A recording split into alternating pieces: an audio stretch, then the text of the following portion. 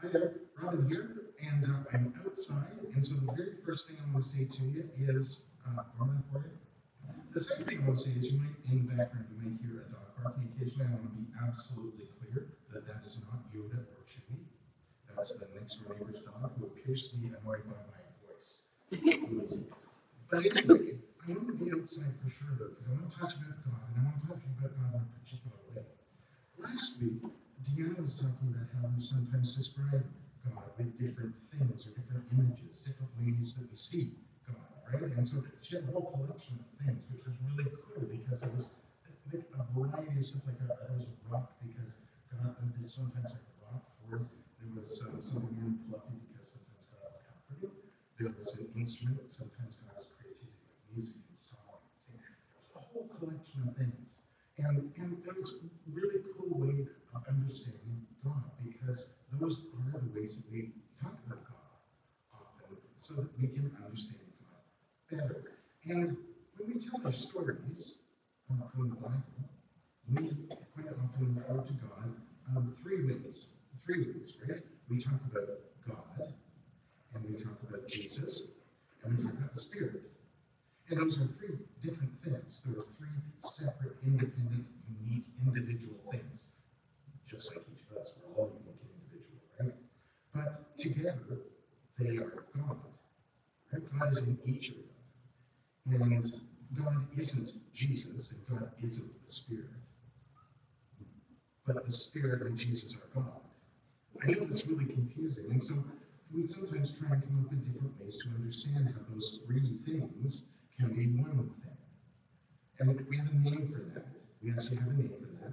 We call it the Trinity because the word Trinity means tri, that's three, T-R-I, three, unity, three things all together as one. And we try and understand that in different ways with different images, which is why I'm outside today.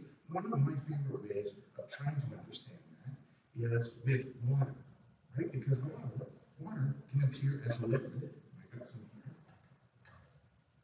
Water can appear as a liquid, right?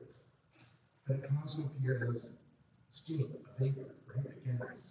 It can also appear as a solid, like snow or ice, right? So it can be those three things, but it's still all water. Another thing is the sun. It's over there somewhere. I think I don't know. The sun is three things for us, right? It's a star. It really is a star. We call it the sun, but it's the star. It's also light, in which we see things. It's also warm, not so much today, but it is warm as well, right? So those three things, but it's still the sun. It's a different way of understanding that. Apples are another way, right? The skin of the apple, that's what makes the apple whole. That's the apple, and then you got the fruit, and then you got the seeds. You need those three things to have a whole apple, and each of those things by themselves isn't an apple, but they are, aren't they? An apple.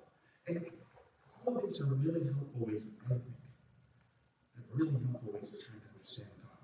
The problem is, there are different ways of trying to understand different ways of God, different ways of understanding God. They're not complete. Right? And this is one of the things that from the very beginning, when people started to talk about this idea that God could be those three things, God, Jesus, and the Spirit, that they're all three things together, but they're also separate.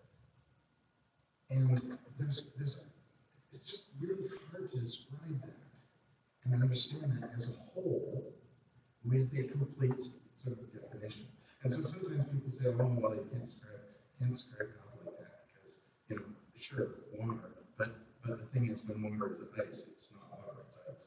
And when water is gas, it's steam, it's not water, or snow, it's not water. But it is. It's just that those are different forms of it. And sometimes people will say, well, yeah, exactly, it's different forms of it, it's not the thing. And yet, it kind of is. It's just that that's an incomplete way of describing it. Because there isn't a complete way to describe God. That's why Deanna had so many things, right? is that we have different ways of connecting with God depending on what's going on in our lives. God may be one, but we have different ways of connecting. And that's true of God, Jesus, and the Spirit as well. Is that they are one because God is one.